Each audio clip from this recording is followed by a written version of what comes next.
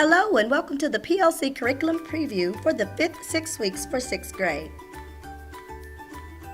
In this video, we will discuss the 5th 6 weeks assessment blueprint, address our hotspots for this unit, and view a real-time authentic literacy lesson.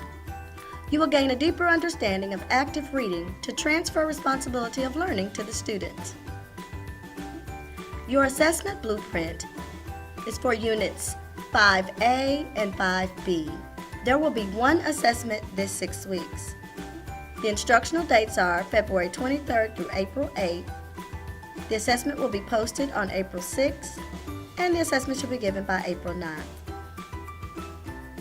Now let's take a look at our grade 6 heat map by standard for our hotspots. 6.6a summarized the elements of plot.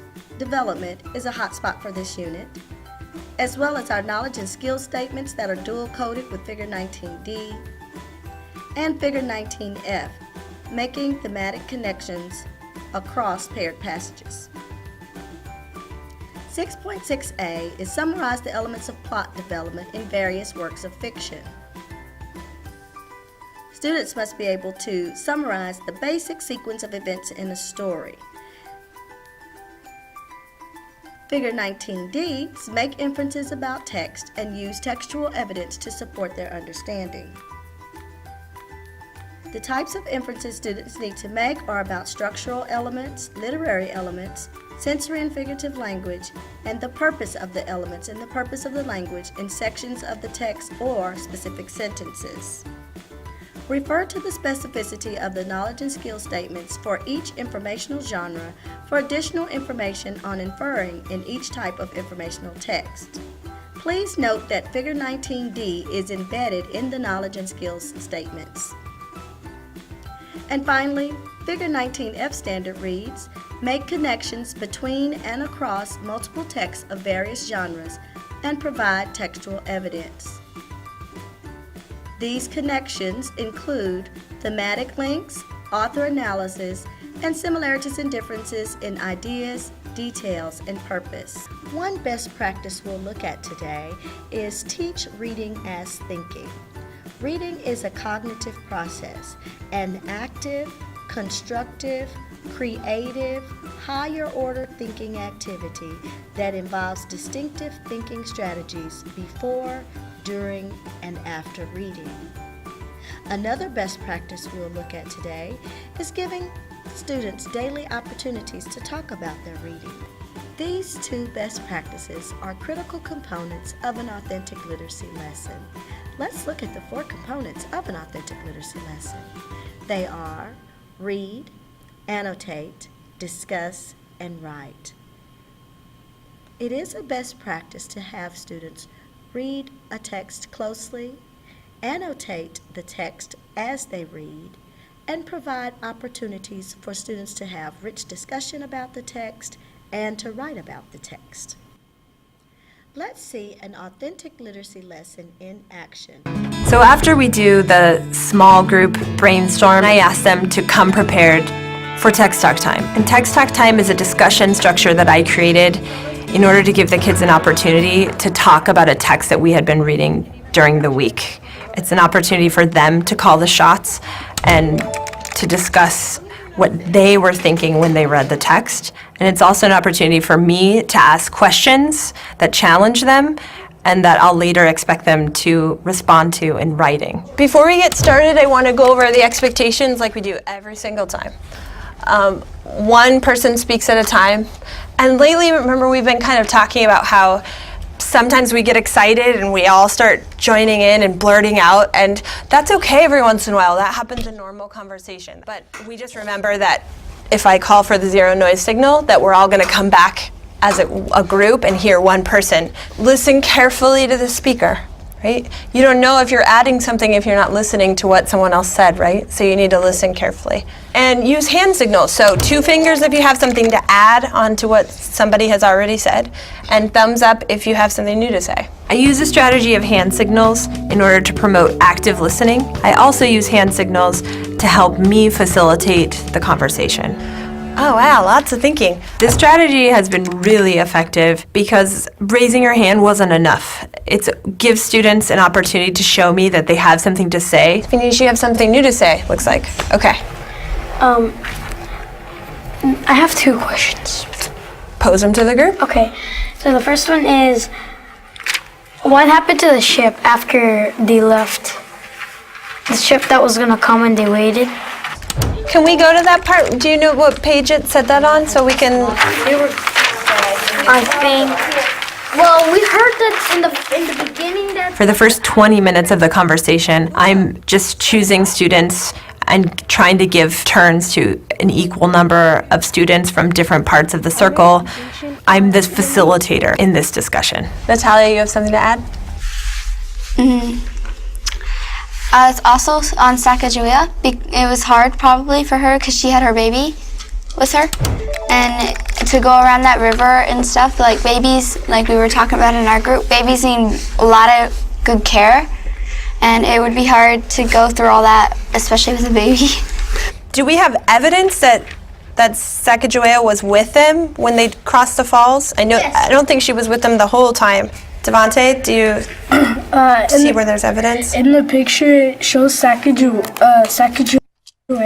She's pointing at the falls, and Lewis and Clark and a slave, they're like, Sacagawea is like pointing that they might die in the falls, so they probably have to go around it. And since I know that this is a narrative nonfiction, and we've been learning about how in nonfiction the pictures and the captions, that gives us lots of information, we could probably be pretty sure that Sacagawea was with them and that this picture is placed here to give us that information. Next, I give them questions that I expect them to write about once we're done with Text Talk time. Let me pose these questions to you so we can get a little bit of talking about this before I send you out to write. I'm gonna take us back to viewpoint. It's not why the author wrote, but how the author feels about something. How does the author feel about Lewis and Clark? So will you take a minute and turn and talk to the person sitting next to you about what you're thinking about this question? What do you think how do you think the author feels about Lewis and Clark? After I pose a question to the group, I give the students an opportunity to turn and talk as a way to give them a few minutes to talk and think about possible answers before they feel like they need to share that with the whole group.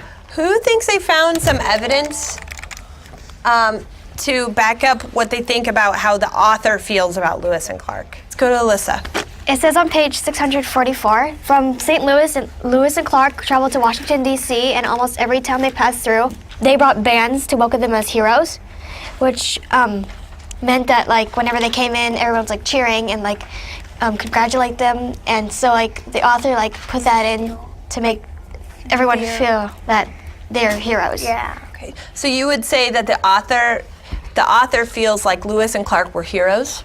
The next question was, what is the author's viewpoint about exploring? And I provided them with the sentence frame to start their answer.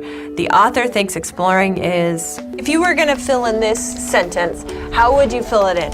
The author thinks exploring is... I think it's exciting because you could find out new stuff about different things you never knew about.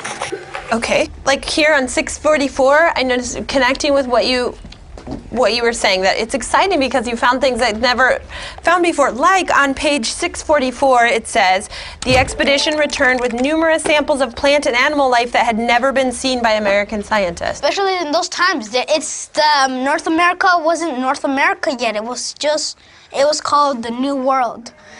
Yeah, so it was pretty interesting to them because they found new plants, new animals, new stuff they could use. And on 641, I noticed that he said, I found a descriptor word, they emerged from the Rocky Mountains into the lovely valley of Clearwater River.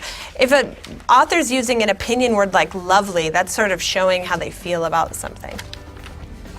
So I'm thinking that it's time to change gears. We need to get up and go back to our desks and start getting our minds ready for writing. In today's discussion, I posed the question about how the author feels about exploring, how the author feels about Lewis and Clark, with the expectation that the students were going to pull evidence from the text to support those statements. That's challenging work, and I knew that it would be pretty challenging for the students to work on individually in writing, so doing all that difficult thinking together in a group while they had support and they could hear other ideas is helpful for them, and I think it makes it easier for them to write about it individually later. A big part of the speaking and listening standard that I was focusing on has to do with coming prepared for the discussion. So I wanted to give my students ways to share their thinking, and one strategy I used was giving them a Post-it to record that thinking so that when it came time to actually discussing the text, they had evidence or remembered what it was that they were thinking when they read. On page 639, I predicted that the Shoshone tribe will try to find Clark and the rest of the crew, and my prediction became true.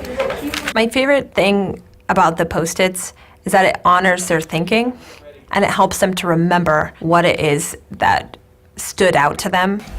I said that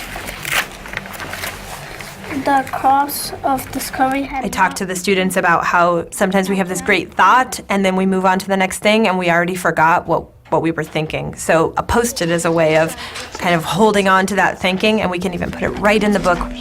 What I like about the Post-it is that it helps them feel prepared for the discussion, and that it gives them a record of something that they might be able to share with the whole group.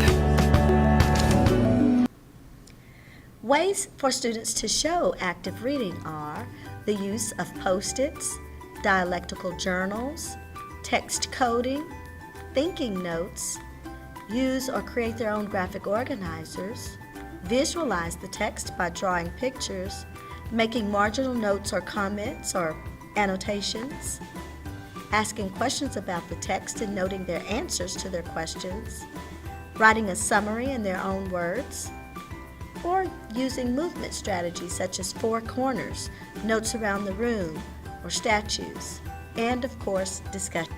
Next, let's review a vocabulary strategy called vocabulary paint chips. This is a familiar strategy for many and can be easily adapted for whatever vocabulary strategy you want to focus on.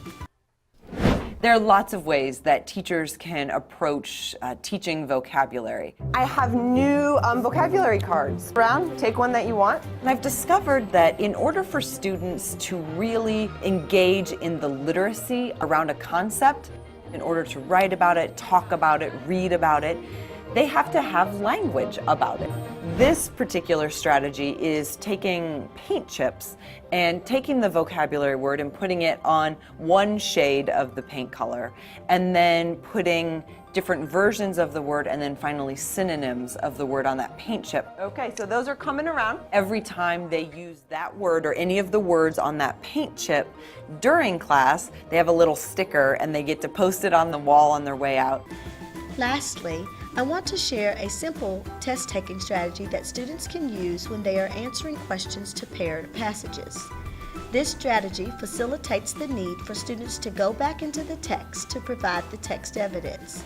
If students use this strategy effectively, along with active reading strategies, we hope to see improvements in our Figure 19F standards as well as the others.